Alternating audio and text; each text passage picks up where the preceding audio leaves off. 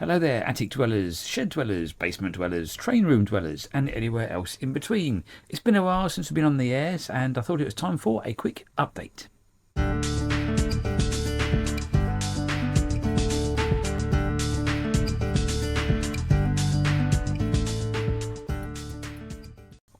Yes, welcome back, folks. Thank you very much for tuning in once again to another rambling session in the shed.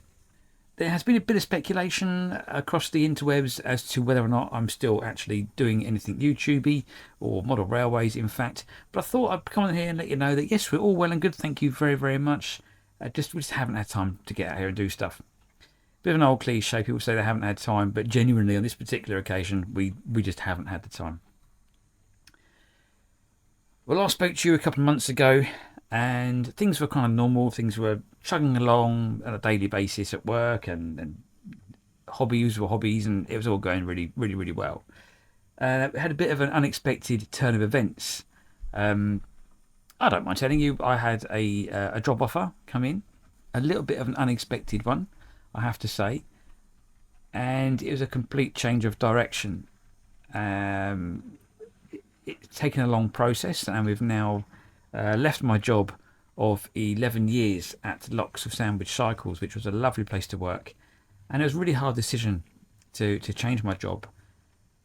And it took on my focus to decide whether or not to change.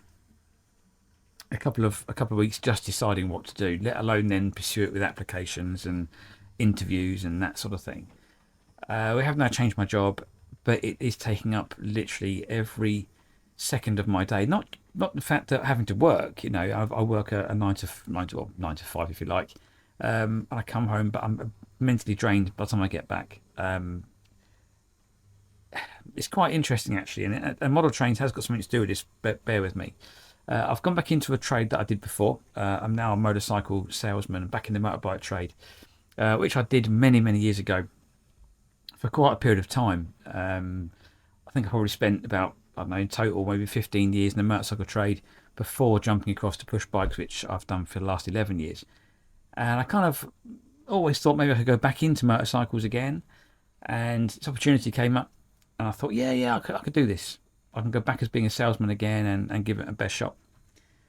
A bit naively, really, going back into this industry has proven really how much the world has moved on in a very, very short amount of time.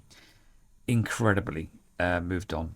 The last motorcycle I sold, literally somebody walked in, I got a pad out and a pen, a bit of carbon paper, wrote out the invoice, paid the money, and off he went. As we all know, well, I didn't really, as it turns out, was that the world has changed a lot, and it's now all about being compliant. Lots of processes and legalities that I have to now cover before I can even sell a motorcycle. Pens and papers are non-existent. It's all computer. I'm not the most computer literate of people. I can't deny that. And there are many systems in place which I've had to learn and get my head around. So as most of you know, I do have a bit of a anxiety issue up here, and I've really struggled the first couple of 3 weeks in terms of having a bit of self-belief, and I can actually do this and change. And I think you actually get a little bit set. I wouldn't say stuck in a rut, that's not the right word, but you certainly get set in a rhythm of work. Working on push bikes has been my life for 11 years, and I walk into my workshop, and very nice it is too, have the same bench, my tools from the same place. I walk in and say to young Tom, what's in today? And he'll say to me, you've got 6 services, it's now 9 o'clock, you've got till 5:30, and on goes the clock, and you rush around like a fool and get the bikes done and out the door. Okay. Since the start of COVID, I haven't had much customer contact, 'cause I've been in the workshop flat out and just keeping myself to myself and cracking on with my job. So again, I'm a little bit out of practice speaking to people and communicating well and clear. That's been quite hard. And so going into a job role now, right in the public eye and front of house, if you like, with processes that I've never even come across or didn't know even know existed, has been truly difficult. And it's taken its toll not only on my head but on myself as well. I'm I'm very, very tired. And yeah, I haven't perhaps been eating as perhaps as I should do, and just it's played in my head. However, I'm starting to settle in a bit now. I'm on my, I think about 3 weeks in, 3 or 4 weeks in, fourth week in, and I'm starting to settle down. I'm starting to find my feet a little bit, starting to know the staff a bit better, and I'm hoping now my personality, my normal personality, can start kicking in. I've certainly felt like a fish out of water, and you know when you get a work experience kid into your shop and they feel a little bit kind of that's how I've been feeling, you know, completely surrounded by people that know exactly what they're doing, and I'm the only one that doesn't, and it's kind of a weird feeling being the only one in the shop not really knowing what he's doing. So either way, that's why I haven't been around. Okay, well, I haven't been producing stuff for YouTube. It's been the last thing on my head. I haven't even been watching other people's YouTube channels. I've seen a few things from Greg at McTrain's. I've seen a few things from Peachy TT120, and I haven't really kept up with pretty much anything else. Just the brain capacity for myself. I'm getting home from work. My head is full of Honda motorcycles and automotive compliance and so much stuff. I haven't had a chance to even think about things, to be fair. However, what I have discovered on this little mini journey, shall we say, is having abandoned the shed for the best part now of 8 weeks or so, how much I miss it, how much I miss this wonderful hobby, and how much of a purpose it does have. I'll give you an example. I came home from work last week and I was shattered. My brain just couldn't switch off from work. All I could hear in my ears was phones ringing, you know, and my good lady, Mrs. Shedmouth, bless her heart, she said to me, look, to go out in the shed and spend a few minutes or an hour and potter with your trains a little bit. And this is really what the hobby all comes down to for me. And it kind of proved the point. I came out here with the intention of doing something. And you know what? I just sat in here and put some trains on the track and completely unwound. And it was absolutely mega. And that is what this hobby is for me all about. It's that unwinding from the daily grind of work. And what a wonderful thing. And it completely relaxed me. And I do believe that is really helped out this week at work. I've come out here a couple of times now during the week and just sat in here, run a few trains around, and not done any work to the layout. You know, nothing's progressed, by the way. Nothing's happened at all since the last time I spoke to you. I'll tell you why in a sec.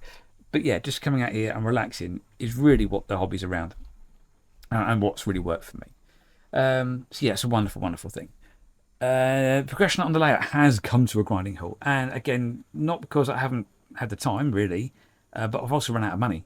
I'm going from weekly pay, which was a nice regular sum coming in the old shed, to a monthly salary, which I've never had before. And we're currently on, I don't know what week it is now, I'll say week 4 I think it is, where I'm going from having, well, basically I've got to make 1 week's wages last 8 weeks. Hard work. Okay, and my new job is it's very commission based, and obviously not really having knowledge of the motorcycle range that I'm selling, or being able to sell for the first couple of weeks while I did all my automotive compliance tests. I couldn't physically sell anything to earn any commission. So, and then you've got a delay of the pay, a month in lieu. It's going to be a very, very tight couple of months, and I actually need some money to buy some stuff to carry on with my layout.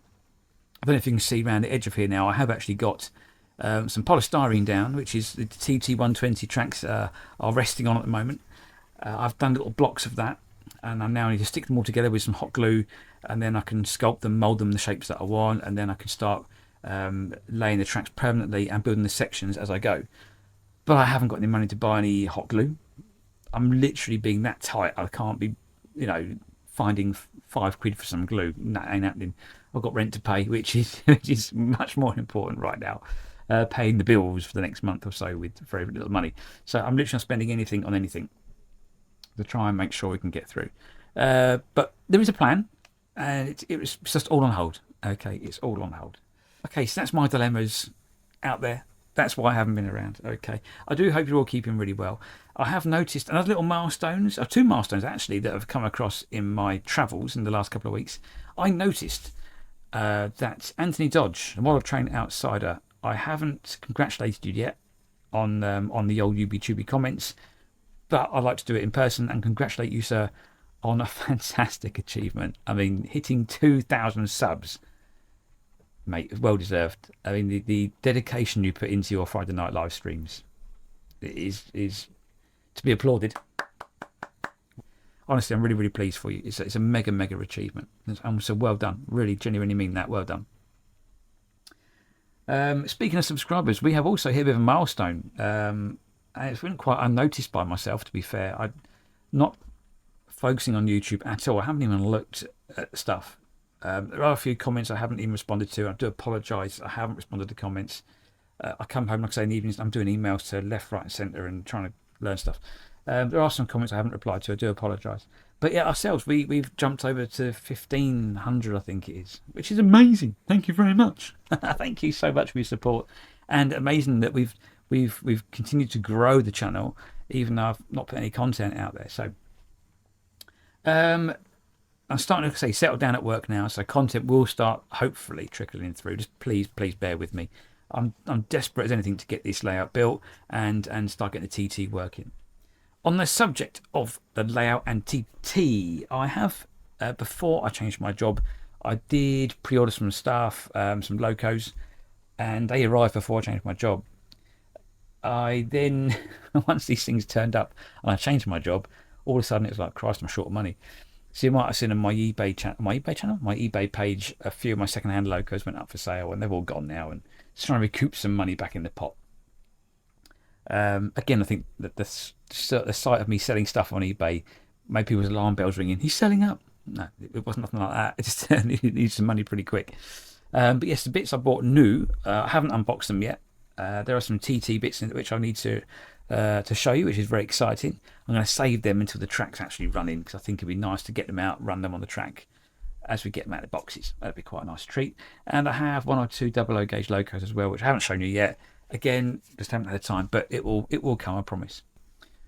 On a little side note, there was a very exciting moment a few months ago. We had a beautiful Black 5 come through Sandwich at a fair old lick, and my parents wanted to desperately see a steam engine go through Sandwich. They're not the most mobile of people, my parents, and it's very rare a steam loco goes through here on my day off. It usually racks through on a Thursday or a Tuesday, and the 2 days I'm usually working. Typical, I get Wednesday off, which is, not very helpful when I go through Tuesdays and Thursdays, but on this particular occasion, it was a Wednesday when it was scheduled to come through, and it was great fun, taking my parents literally just across the road to where the train gates are, and we watched this beautiful Black 5 go hacking through. It sounded amazing, absolutely amazing, and it was so nice to see my parents, who haven't been near a steam locomotive for many, many years, Mum especially, she's like a little kid, so excited to see it. I think you can see it in the video, but yeah, she was so happy, and I am looking to take them on a bit of a ride on a heritage line this year. It is their 50th wedding anniversary this year, and I think it'd be quite nice to spend a bit of time with them and take them out for a day, and they love anything like that. So and I haven't been to a steam railway, blimey, probably since the late 90s, so I think they'd absolutely love it. So yeah, it's been great fun, and we're going to take them and do some stuff later on in the year. So hopefully when I do that, I'll get some footage and do a little video, which will be quite exciting. So yeah, this update isn't much of an update, I'm afraid. It's a very short and sweet, really saying where we've been, what's been happening, and why we haven't put stuff out on YouTube. Okay, so I won't bore you to death today.